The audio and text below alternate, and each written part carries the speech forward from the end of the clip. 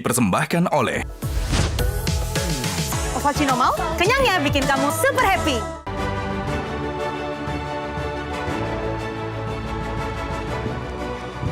Selamat malam para pemirsa, ketemu lagi di Hot Room dengan saya Hotman Paris. Hai orang miskin, kau nggak bisa penjarain aku. Itulah kata anak orang kaya, pengusaha toko roti di Bekasi, di mana dicakung terhadap pegawainya. Si wanita, si pegawai ini dengan bercucuran darah menangis pergi ke klinik dan akhirnya membuat laporan polisi. Tapi timbul kontroversi. Apakah benar no viral, no justice? Harta, harta, harta. Anak orang kaya itulah yang terjadi. Ronald Tanur. Baru-baru ini juga pemukulan Dr. Koas. Belum lagi Mario Dandi. No viral, no justice. Itulah malam ini harta dan kekuasaan dan anak orang kaya di Metro TV. Banyak harta, tapi lama-lama Anda bisa lupa ingatan kalau Anda tidak terus-terusan bekerja. Caranya gimana? Seperti Hotman Paris, minum kopi luwak hitam premium. Kopi luwak hitam premium itulah yang membuat Hotman tetap tidak amnesia. Sudah hampir 40 tahun pengacara, bahkan banyak pengacara-pengacara bekas napi saya sudah kalahkan. Oke. Novi lagi. Ayu, bisa diceritakan kronologi kejadiannya dari mulai Anda sebelum dipukul sampai kemudian lapor polisi? Oke, jadi awalnya saya sedang bekerja di situ. Lagi bekerja? Ya, terus? tanggal 17 Oktober 2024 jam 9 malam. Malam ya? Ya. Si pelaku dari luar toko masuk ke dalam toko dan duduk di sofa. Ya. Beliau memesan makanan online. Di situ pas abang online-nya datang, si pelaku nyuruh saya untuk mengantarkan makanannya ke dalam kamar pribadinya. Di atas? Ya. Oke. Di situ saya nolak karena bukan tugas saya. Dan ada hal lain juga, dari sebelum kejadian ini saya juga pernah dilempar pakai tempat solasi dan dilempar pakai meja tapi tidak mengenai saya. Dan dia juga sempat ngomong kalau saya ini miskin, babu. Miskin, babu, terus? Terus orang miskin kayak lu nggak bisa masukin gua ke penjara. Orang miskin kayak lu nggak bisa masukin saya ke penjara, miskin babu, begitu ya? Oke, terus? Jadi terus dia turun dari bawah langsung mukul kamu atau gimana? Jadi setelah saya nolak berkali-kali, beliau akhirnya kesal dan mukul saya ngelempar saya pakai patung. Patung? Abis itu ngelempar saya pakai kursi. Kursi? Sama mesin edisi BCA. Mesin, oke. Abis itu saya ditarik oleh bapaknya pelaku untuk lapor polisi. Tapi HP sama tas saya masih ketinggalan di dalam. Yeah. Akhirnya saya balik lagi ke dalam untuk mengambil barang-barang saya, tapi saya malah dipukulin lagi pakai kursi. Dipukulin lagi? Bapaknya tidak langsung rangkul kamu untuk bela kamu nggak? Nggak. Di situ saya akhirnya kabur ke dalam ruangan yang banyak oven. Di situ saya nggak bisa kemana-mana. Dia terus mukulin saya. Abis itu mukulin terus? Iya, lempar-lempar barang. Abis itu endingnya dia ngelempar saya pakai loyang yang mengakibatkan loyang. Loyang. Akhirnya yang berdarah itu. Iya. Oke, terus akhirnya, kamu langsung si pelaku kabur ke dalam, baru saya bisa keluar toko. Terus ke klinik? Iya, ke klinik. Habis ke klinik terus kemana? Habis ke klinik saya langsung nyari tempat untuk pelaporan, tapi di Rawamangun. Awalnya saya ke Rawamangun, ya. Tapi di situ emang bukan tugas wilayahnya. Saya. Akhirnya saya diusul ke daerah Cakung. Ya.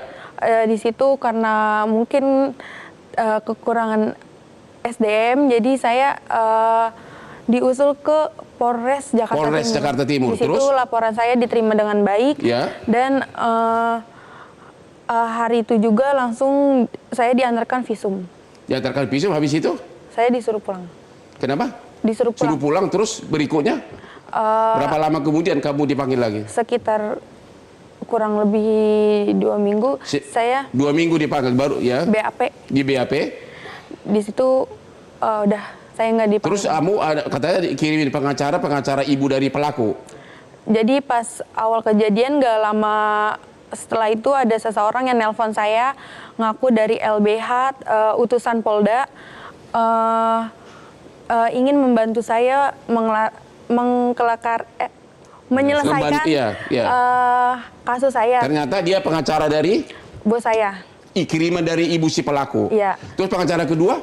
Pengacara kedua di situ awalnya lancar-lancar aja, tapi setiap ada info dia selalu ke rumah dan ngasih info, abis itu meminta uang. Terus uang yang sudah kau kasih berapa? Sekitar 12 juta. 12 juta. Terus hasilnya apa? Nggak ada. Nggak ada. Ngilang. Iya, ngilang. Jual motor. Sekarang dibantu sama Henry, gimana? Anda bisa terjun. Kok gaya pakaian kamu kok nyaingin gua sih? Saya kan ngefans Kamu sama... lebih kaya dari aku. Siap salah. Gimana? Kenapa? Jadi 14 Desember 2024 saya dapat kiriman link kejadian ini dari salah satu teman media. Iya. Kemudian saya langsung proaktif untuk minta nomor telepon korban. Iya. Nah, langkah awal saya posting, saya suarakan untuk teman-teman dari pihak kepolisian bisa mengatensi perkara ini dengan secepatnya. Iya. Kemudian saya menghubungin Ayu, saya tanya kronologisnya, dan saya sampaikan ke Ayu berkenan untuk saya bantu saat ini statusnya seperti apa? Apakah sudah ada kuasa hukum dan lain-lain? Nggak ada, Bang. Kebetulan Ayu sudah mengenal saya di sosial media, Bang Hotman.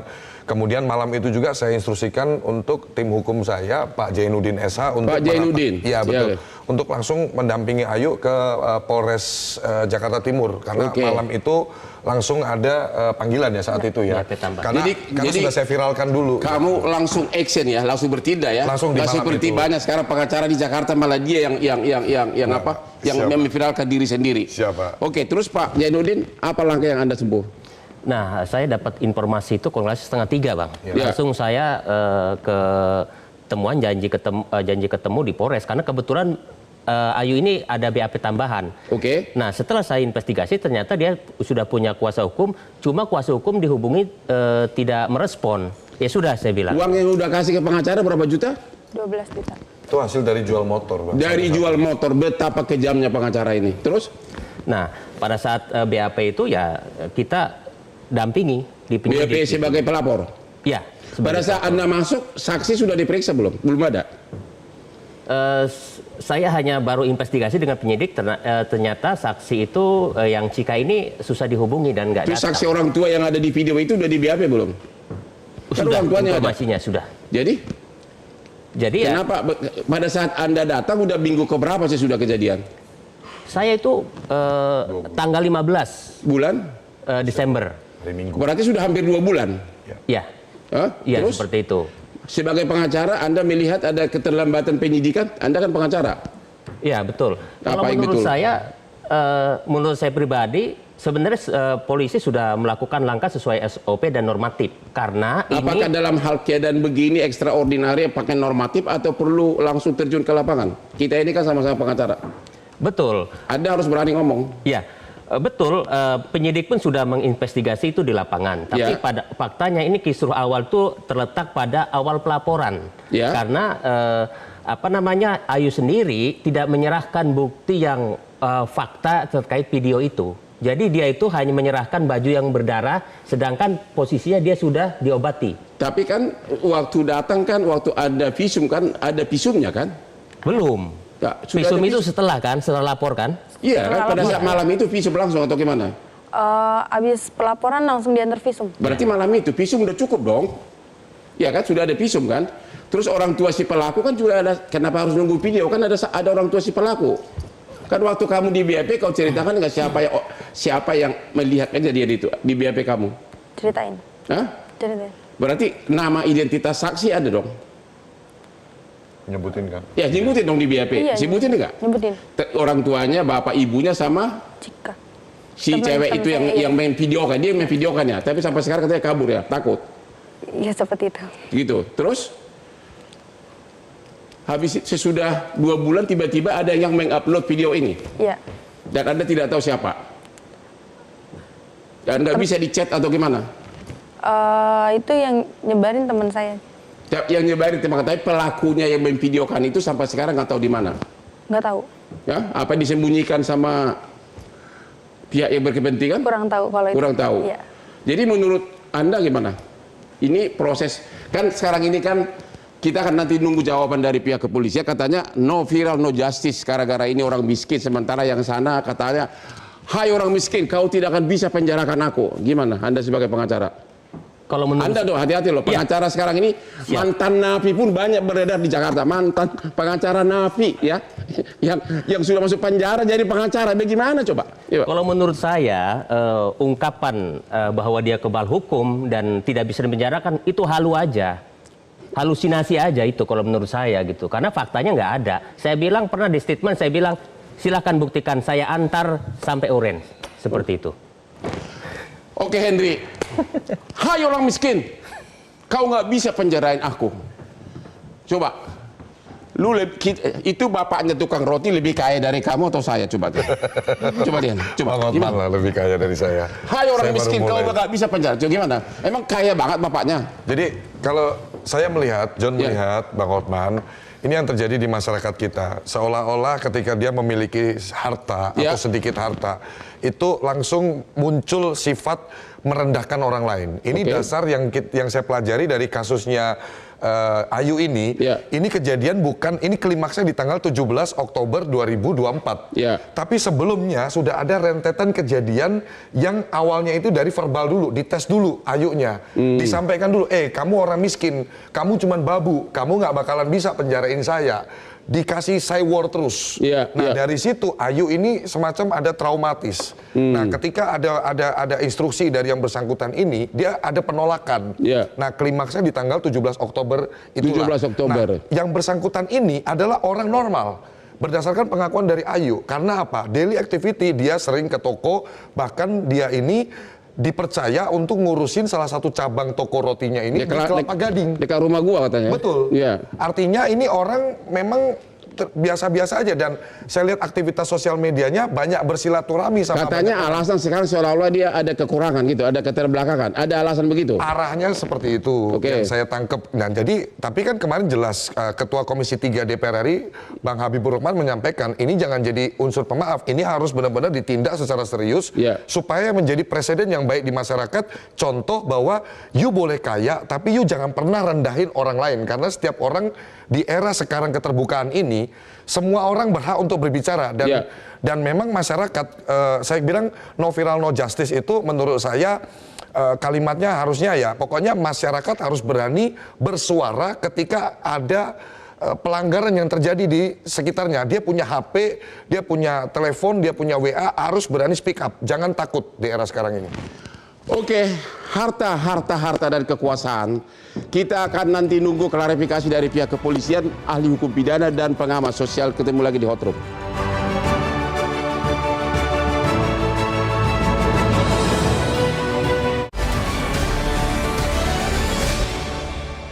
Dipersembahkan oleh Ovaltino mau, kenyangnya bikin kamu super happy. Ketemu lagi di Hot Room.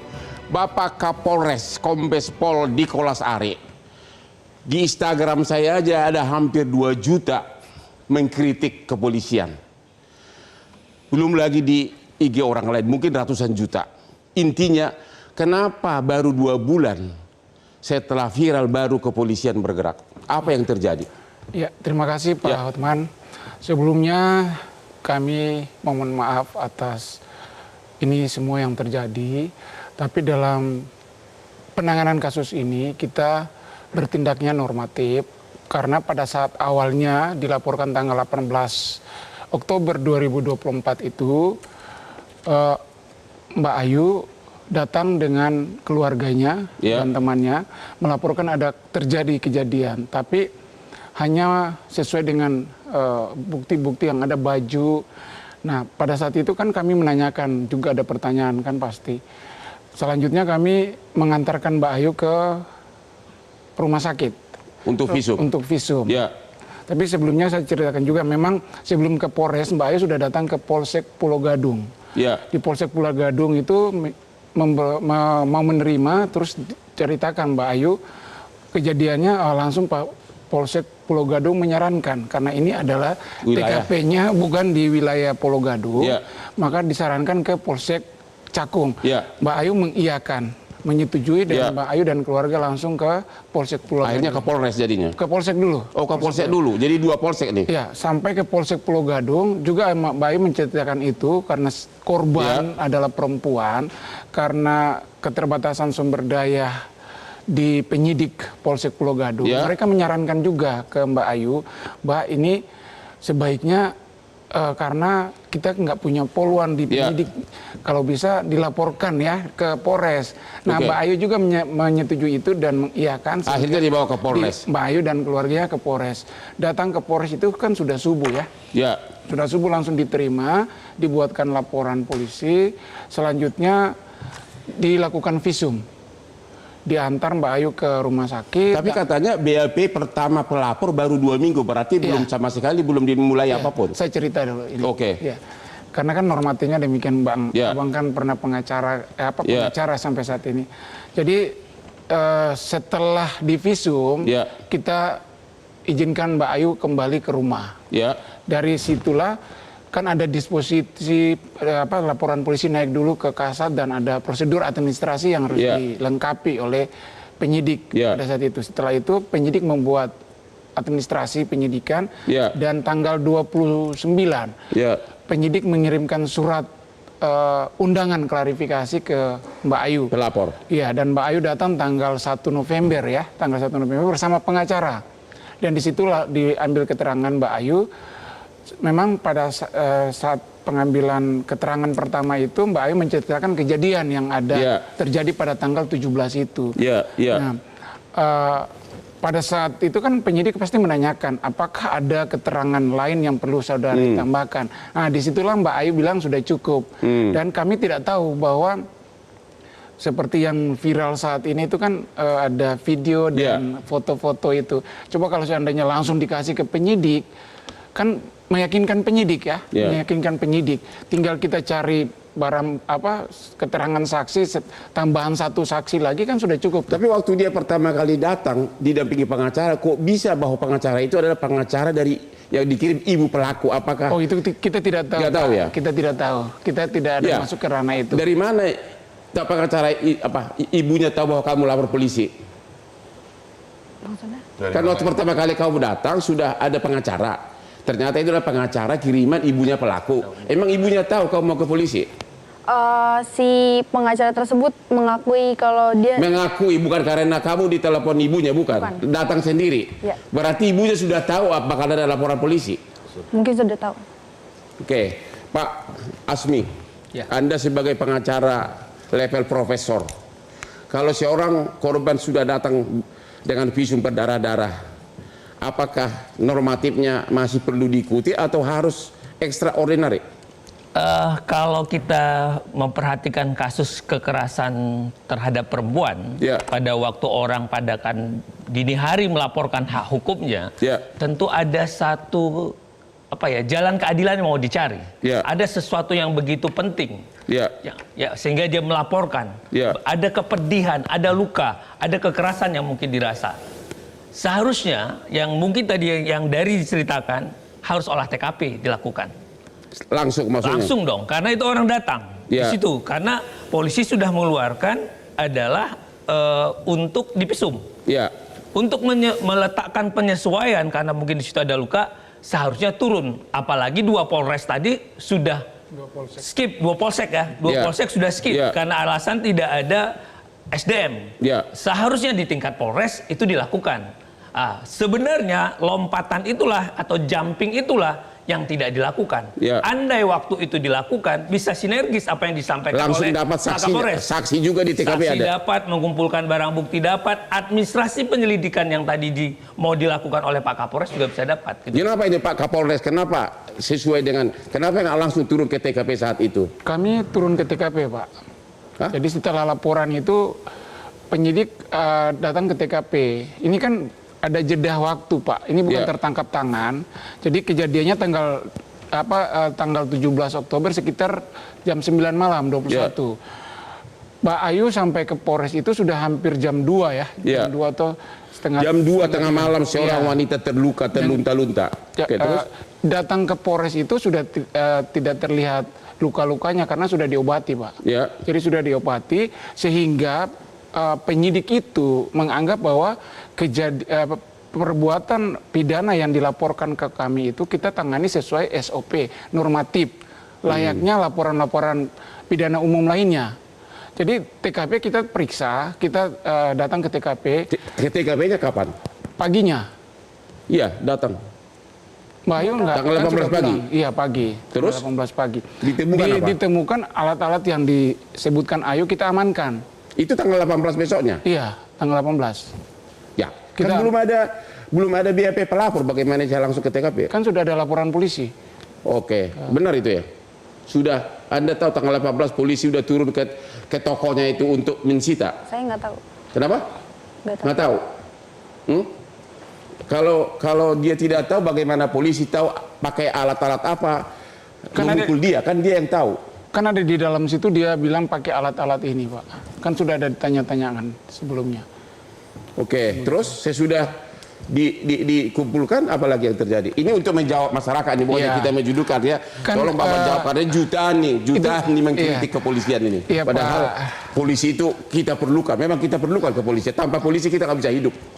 Ya, Pak Hotman, ini kan masih di tahap penyelidikan, Pak Hotman. Jadi kita nggak bisa menyita, kita amankan barang-barang yang ada itu kita amankan. Kami perintahkan untuk selalu dipantau itu barang-barang sampai ke tahap kita tidak bisa melaksanakan upaya paksa karena bukan tertangkap tangan. Dan setelah itu kita undang Mbak Ayu, kita ambil keterangan tadi. Nah, disinilah juga ada sedikit jeda waktu. Kita hampir 1 bulan lagi. Saya cerita dulu, Mbak. Kita undang saksi-saksi yang disebutkan dalam pemeriksaan Mbak Ayu pertama itu, dia menyebutkan ada 2 saksi. 2 saksi itu adalah ibu daripada pelaku dan teman Ayu yang berinisial C. Dia tidak, kalau di viral itu video itu kan sebenarnya ada 3 ya, Bapak Ibu sama Cika. Tapi yang Ayu sebutkan ke kami itu 2. 2 orang ini kita panggil, Pak. Kita undang, bukan panggil, kita undang klarifikasi. Karena ini bentuknya undangan, tahap penyelidikan. Maka ibu itu bilang, Pak, saya ada sibuk, tolong diundur. Nah, sedangkan temannya Mbak Ayu, kita karena tidak ada alamat kepada kita telepon. Mbak Ayu kasih nomor telepon, kita telepon. Dia berjanji, Pak, besok saya datang. Kita bilang kita nunggu, Mbak, kita telepon lagi, undur lagi minggu depan. Nah, sampai saat ini si temannya Mbak Ayu sampai sekarang ini belum datang. Dan tapi saya rada bertanya, kenapa hari pertama dia datang sudah ada pengacara yang ternyata adalah pengacara kiriman ibunya? Berarti ibunya sudah, apakah ibunya sudah mempengaruhi sebelumnya? Sudah datang ke Polres? Oh, tidak ada, Pak. Kok bisa dia tahu gitu loh bahwa hari ini diperiksa, pengacaranya datang, ternyata kiriman ibunya pelaku. Padahal dia tidak kenal pengacara itu kan? Apakah memang dia sudah monitor ini kasus seperti biasanya? Kami tidak tahu ke situ, Pak. Yang pasti Mbak Ayu datang bersama pengacara untuk dia mintai keterangan awal atas laporan yang diberikan kepada kami. Seperti itu, Pak. Begitu. Jadi sekarang sudah ditahan? Sudah ditahan, Pak. Sudah ditahan untuk 20 hari? Iya. Katanya ada isu bahwa seolah-olah ada keterbelakangan sehingga mau dipakai alasan pemaaf, enggak? Tidak ada itu. Kita tidak bisa mengejas orang. Yang bisa menilai orang dan memutuskan itu adalah ahli. Jadi kami memprosesnya, kita sudah mengirimkan surat ke ahli untuk melakukan pengecekan psikologi anak tersebut. Yang kok bisa tahu ada di Sukabumi dari mana tuh? Oh, begini, kita undang surat karena sudah naik ke penyidikan, kita undang, kita surat panggilan ke ibunya. Kita antar surat panggilan ke ibunya, kita telepon, ibu di mana ini, ibunya bilang kami ada di Sukabumi. Oke, akhirnya ibunya yang secara sukarela. Oke. Kita istirahat dulu, kita akan membahas nanti dari ahli-ahli bidang itu. Dan yang paling utama adalah, hai orang miskin, kamu tidak bisa penjarakan aku. Ketemu lagi di Hot Room.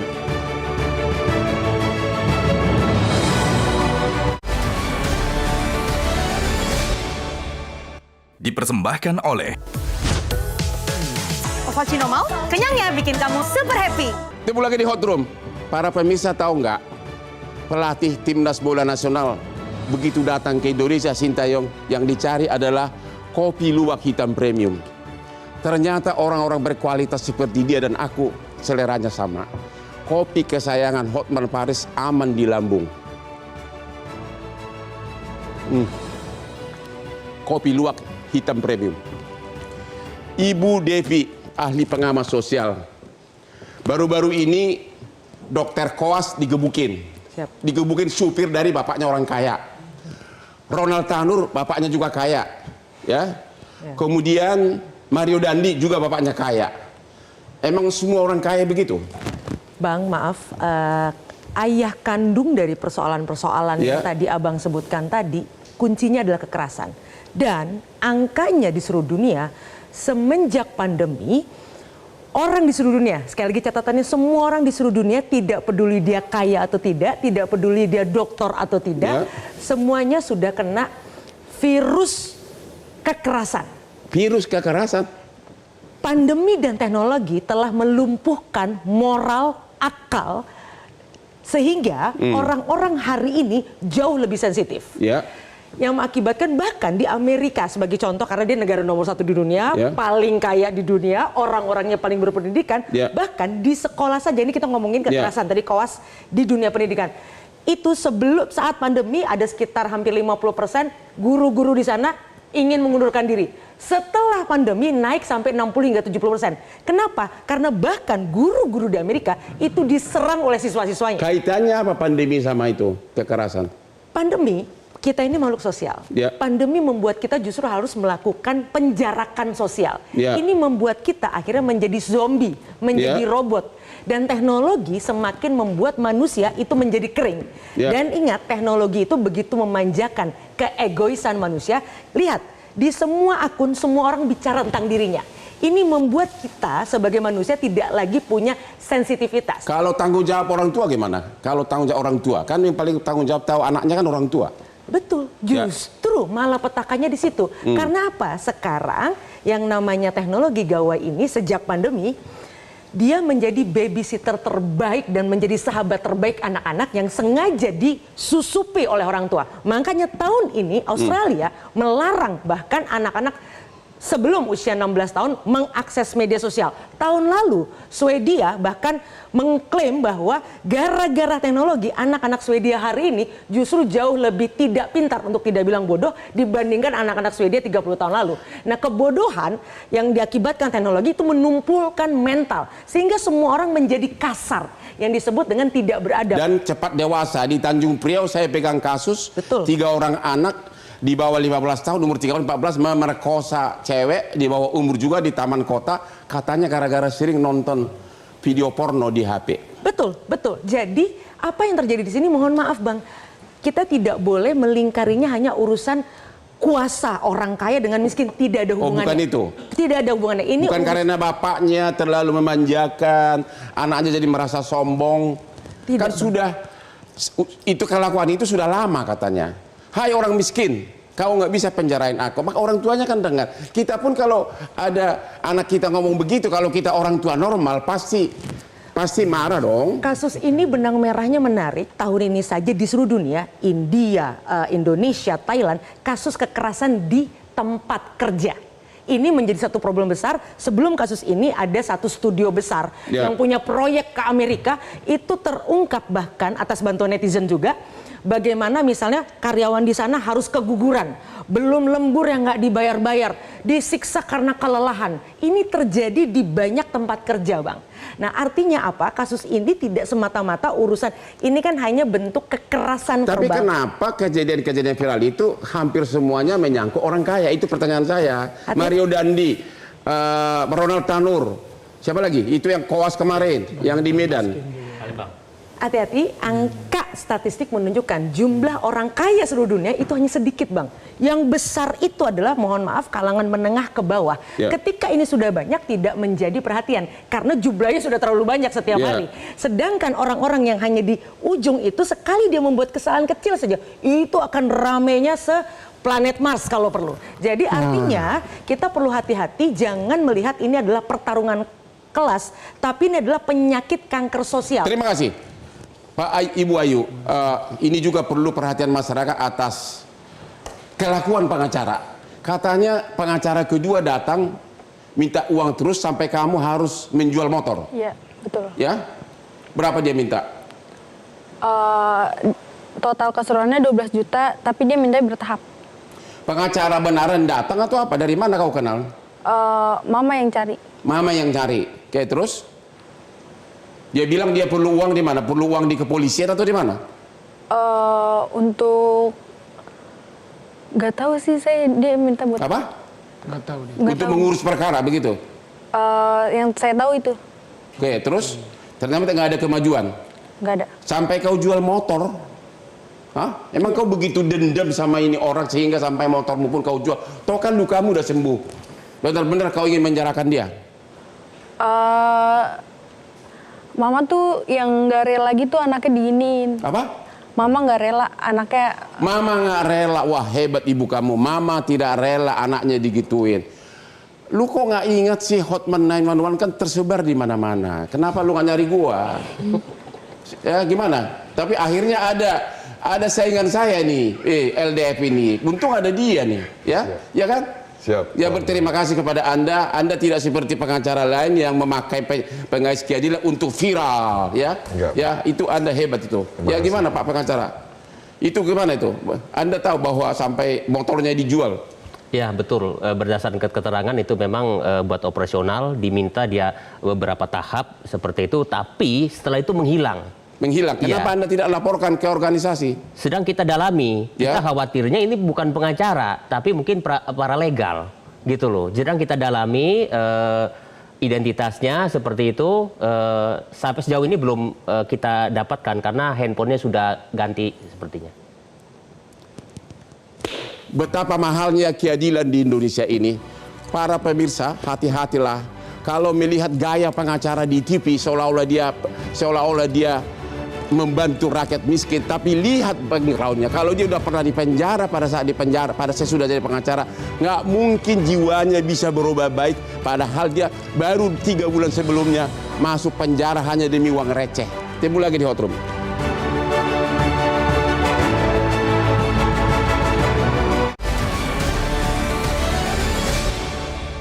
Dipersembahkan oleh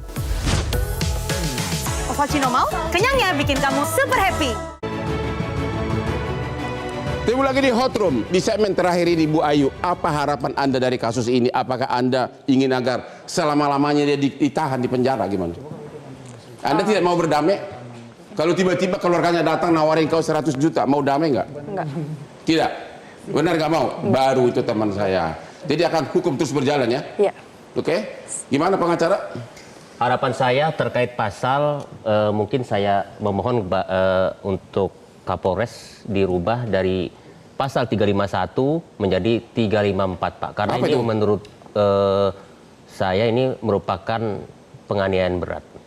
Seperti itu ya. Jadi ancamannya juga kan pasti berbeda. Ya. Karena bagaimanapun kekerasan atau penganiayaan ini dilakukan sudah 2 kali Pak. Ya. Intinya secara langsung dia berusaha membunuh orang ini. Bisa diduga seperti itu. Ya. Gitu loh, dengan membabi buta seperti terlihat dalam video. Ya. Jadi untuk memberikan keadilan. Jadi Anda maunya 354 agar di atas 5 tahun? Betul. Anda itu akan terus pantau? Pasti. Apa Anda akan minta nanti dia jual motornya lagi untuk bayar honormu? Tidak. Semua sudah Bang John dikatakan. Itu teman saya. Oke, Pak Henry, John.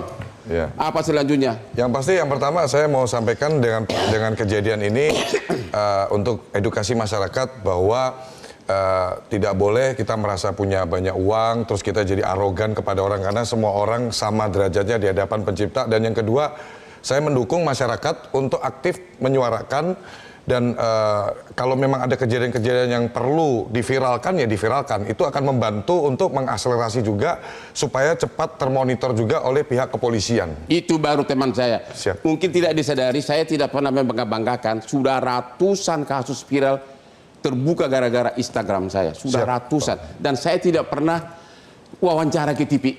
Siap. Justru datang saya menghindar. Sudah ratusan penganiayaan meninggal di pesantren udah berapa, pemerkosaan. Aduh, udah ratusan termasuk anak di bawah umur. Sudah ratusan. Tiap pagi saya bangun banyak kasus, tidak pernah seperti si Ono itu masuk TV terus. Pak Kombes Pol Nikolas, selanjutnya bagaimana? Ya, kami memohon maaf kepada seluruh pemirsa. Ya. Mungkin terkesan kami lambat dalam penanganan ini, tapi semuanya itu kita dasarkan pada KUHP, Perkap nomor 6 tahun 2019 dan Perkabareskrim nomor 1 tahun 2022. Jadi memang terkesannya agak lambat karena kita harus bertahap, prosesnya bertahap. Dan dari kasus ini kami berharap Polres Metro Jakarta Timur khususnya akan lebih profesional lagi dan lebih tanggap dengan kasus-kasus yang ada. Memang salut sama Pak Kapolres mengatakan minta maaf. Kita salut itu, Pak. Siap. Walaupun normatif tetap jalan ya. Tidak normatif lagi kan? Sedikit ekspres bisa kan? Iya, bisa, Kak.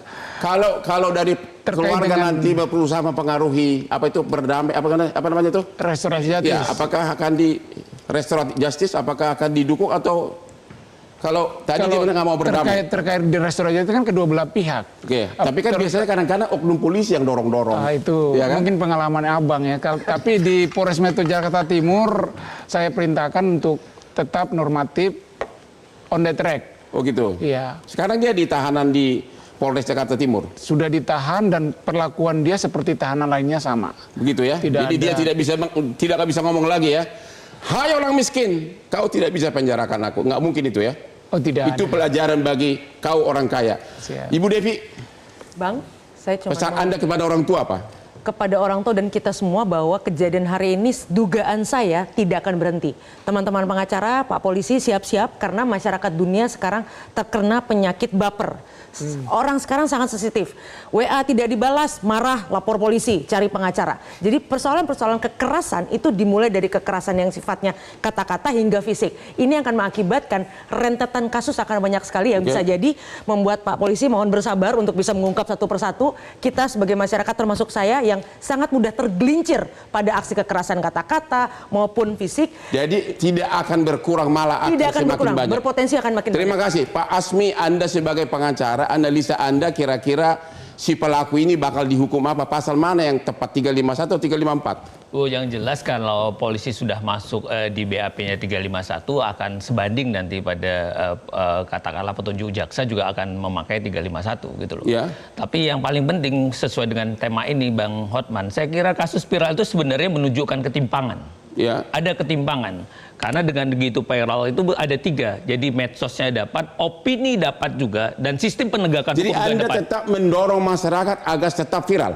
Harus, karena mau tidak mau itu adalah bagian yang sekarang menjadi lekat. Ya. Jadi teknologi juga bukan kita takuti, tapi teknologi menjadi instrumen bantu kita. Tinggal kita dekatkan, tujuannya kemana. Kalau kita bangun kecemasan ya repot juga. Jadi kita harus bagaimana mencari keseimbangan. Itulah digunakan regulasi. Kuncinya apa? Penegakan hukum harus berkualitas. Sewaktu penegakan hukum berkualitas, yaitu clear. Jadi masyarakat bisa ditata, ada keseimbangan. Tapi kalau sewaktu penegakan hukumnya tidak, ya muncullah seperti ini. Tapi kenapa banyak kasus yang viral itu rata-rata yang terlupakan itu pelapornya orang miskin?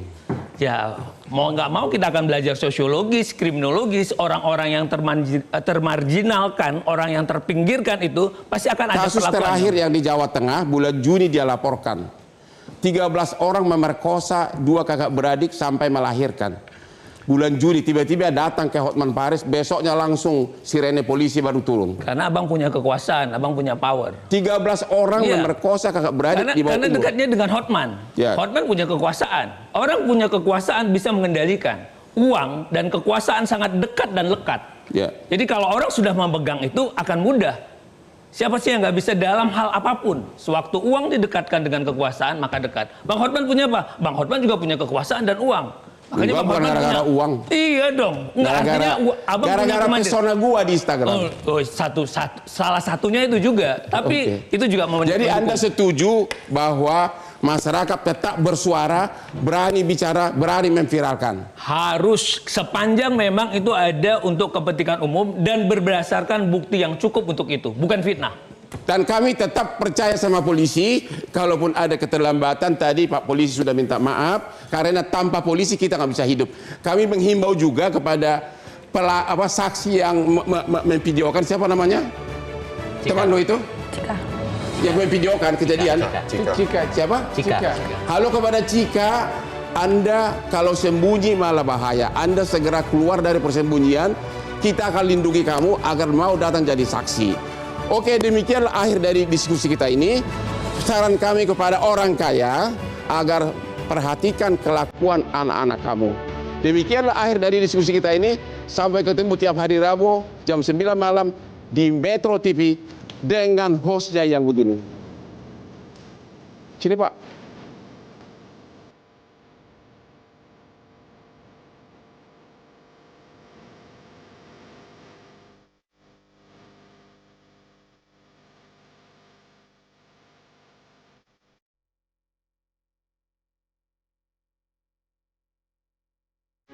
Metro TV.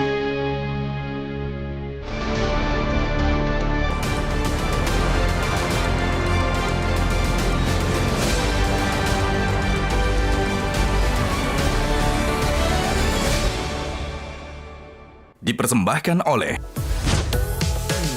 Ovaltino mau? Kenyangnya bikin kamu super happy. Jelajahi cara baru mendapatkan informasi. Download Metro TV Extend sekarang.